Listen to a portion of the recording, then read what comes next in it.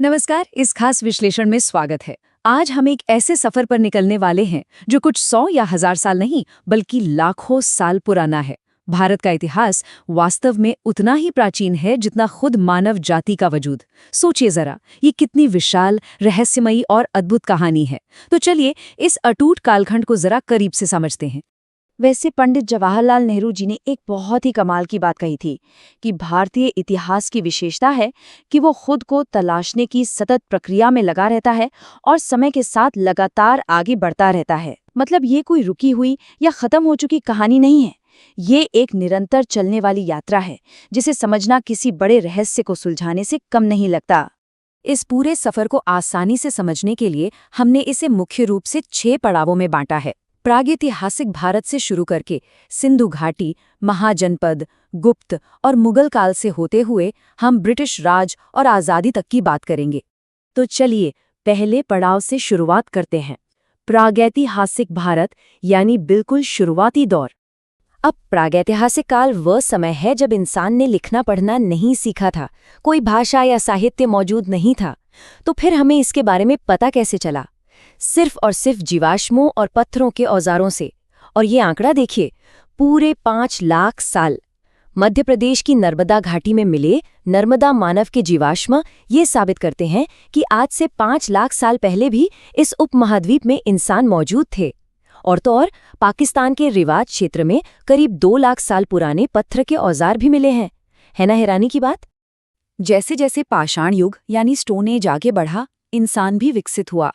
मध्य प्रदेश की भीमबेटका गुफाओं को ही ले लीजिए, वहां 1 लाख साल पुरानी पेंटिंग्स मौजूद हैं। ये पेंटिंग्स हमें बताती हैं कि वो शिकारी और आदि मानव कैसे रहते थे। फिर नवपाषाण काल आते आते एक बहुत बड़ा बदलाव आया। मेहरगढ़ जैसी जगहों पर इंसानों ने खेती करना और बस्तियां बसाना सीख लिया था। मतलब अब इंसान सिर्फ जंगलों में भटकने वाला शिकारी नहीं रहा, उसने एक जगह रुककर अपना घर बसाना शुरू कर दिया था। अब आते हैं दूसरे पड़ाव पर, सिंधु घाटी और वैदिक काल, जिसे हम आद्य ऐतिहासिक युग भी कहते हैं। ये वो दौर है जिसके पुरातात्विक सबूत तो हमारे पास बहुत हैं, लेकिन उनकी लिपि वो आज तक कोई पढ़ नहीं पाया है। करीब 3300 ईसा पूर्व में कांस्य युग की शुरुआत हुई थी।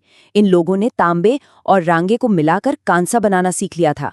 हड़प्पा और मोहनजोदाड़ो जैसे शहरों की बनावट और उनकी जल निकासी व्यवस्था इतनी बेजोड़ थी कि ये सभ्यता दुनिया की सबसे पुरानी और महान सभ्यताओं के कंधे से कंधा मिलाकर खड़ी थी।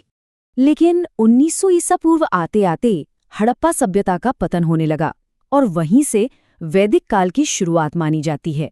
दिलचस्प बात यह है कि इन दोनों युगों में जमीन आसमान का अंतर था। एक तरफ हड़प्पा के लोग थे जो पूरी तरह से व्यवस्थित और पक्के शहरों में रह रहे थे, और दूसरी तरफ वैदिक आर्य थे जिन्हें खानाबदोश और पशुपालक माना जाता है। हालांकि आर्यों के आने का कोई ठोस पुरातात्विक सबूत आज तक नहीं मिला है, और यही वजह है कि उनके मूल स्थान को लेकर इतिहासकारों के बीच आज भी एक बड़ी बहस चलती रहती है। सफर को आगे बढ़ाते हैं और चलते हैं तीसरे पड़ाव पर, महाजनपद और मौर्य साम्राज्य, जहां से ऐतिहासिक काल की विधिवत शुरुआत होती है। लगभग 700 से 500 ईसा पूर्व के बीच 16 महान राज्यों या महाजनपदों का उदय हुआ। इसी दौर में एक बहुत ही मशहूर घटना घटी, सिकंदर का आक्रमण। झेलम नदी के तट पर सिकंदर और पोरस की महान लड़ाई हुई थी। लेकिन क्या ये बात पता है, इस पूरे आक्रमण का जिक्र किसी भी भारतीय स्रोत में मौजूद ही नहीं है। जी हाँ, बिल्कुल शून्य। हमें इसकी पूरी जानकारी सिर्फ ग्रीक और रोमन दस्तावेजों से ही मिलती है। सच में एक हैरान कर देने वाला तथ्य है। खैर, सिकंदर के आक्रमण के समय मगध में नंद वंश का शासन चल रहा था, लेकिन बहुत जल्द ही सत्ता पलट गई।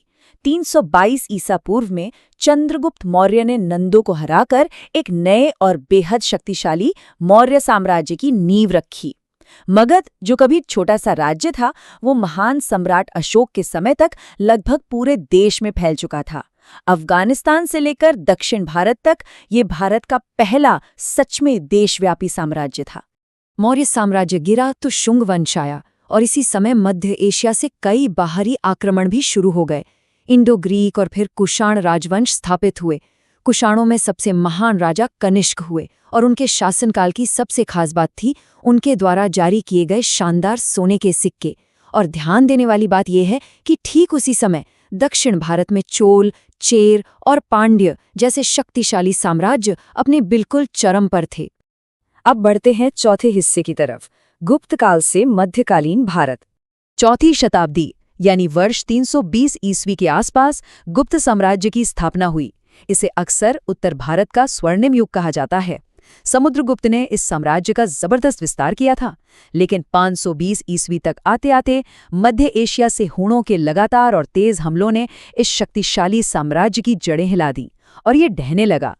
इसके पतन के बाद 7वीं सदी में उत्तर में राजा हर्षवर्धन और दक्षिण में चालुक्य व पल्लव जैसी नई क्षेत्रीय शक्तियों ने बागडोर अपने हाथों में ले ली।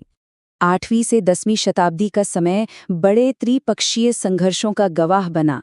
पाल, प्रतिहार और राष्ट्रकूट जैसे बड़े साम्राज्यों ने सत्ता के लिए आपस में कड़ा संघर्ष किया। इनमें राष्ट्रकूट साम्राज्य सबसे लंबे समय तक टिकने वाली और मजबूत शक्ति साबित हुआ।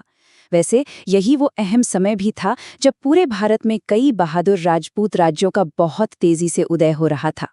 5वां पड़ाव, मुगल साम्राज्य और बाहरी प्रभाव। यहाँ से भारतीय इतिहास में एक नया मोड़ आता है, अरब और तुर्क आक्रमणकारियों का प्रवेश। महमूद गजनवी के लगातार हमलों के बाद 1192 में मोहम्मद गोरी ने तराइन की लड़ाई जीतकर सत्ता का पूरा समीकरण ही बदल दिया। इसके बाद उत्तर भारत में दिल्ली सल्तनत के 5 वंशों गुलाम, खिलजी, तुगलक, सैयद और लोदी ने एक के बाद एक राज किया। लेकिन गौर करने वाली बात यह है कि ठीक उसी समय दक्षिण भारत में एक बेहद समृद्ध विजयनगर साम्राज्य अपनी ऊंचाइयों को छू रहा था, जिसके सबसे प्रतापी राजा कृष्णदेवराय रहे। फिर 1526 में बाबर आया और इसी के साथ मुगल काल की नींव पड़ी, जो लगभग 300 सालों तक कायम रहा। इस लंबे दौर के कई अलग अलग रंग देखने को मिले। एक तरफ अकबर ने राजपूतों से गठबंधन किया और धार्मिक सहिष्णुता की नीति अपनाई, तो वहीं दूसरी तरफ औरंगजेब की बेहद सख्त नीतियों की वजह से कड़े विद्रोह भड़क उठे।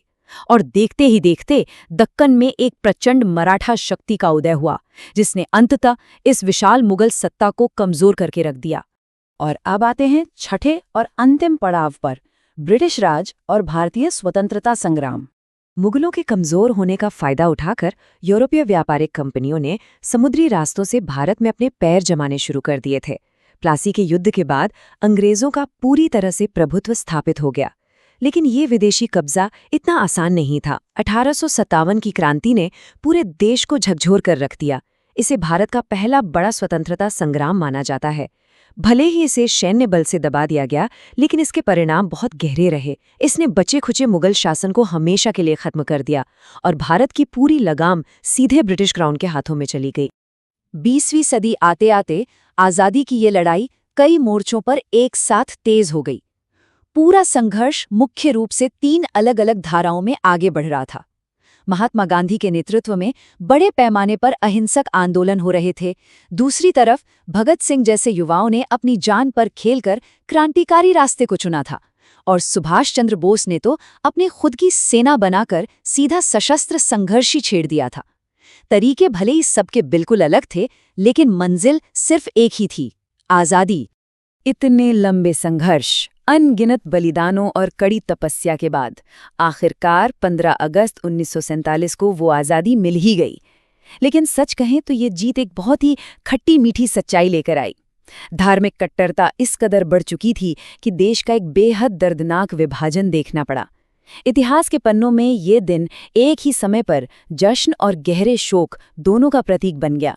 5 लाख साल पहले उन पत्थर के औजारों से शुरू हुआ ये सफ़र आज हमारे इस आधुनिक राष्ट्र तक पहुंच गया है। अब अंत में ये सब समझने के बाद एक बहुत ही गहरा सवाल जहन में आता है, क्या इस पूरी दुनिया में कोई भी और ऐसा देश मौजूद है जिसकी विविधता इतनी विशाल हो और जिसका इतिहास लाखों वर्षों से बिना टूटे लगातार आज तक जीवंत हो? शायद नहीं। इस अद्भुत और अटूट इतिहास की गहराइयों को समझने की ये यात्रा यहीं समाप्त नहीं होती। ये तो बस एक शुरुआत है। इस विश्लेषण में साथ जुड़ने के लिए बहुत बहुत धन्यवाद।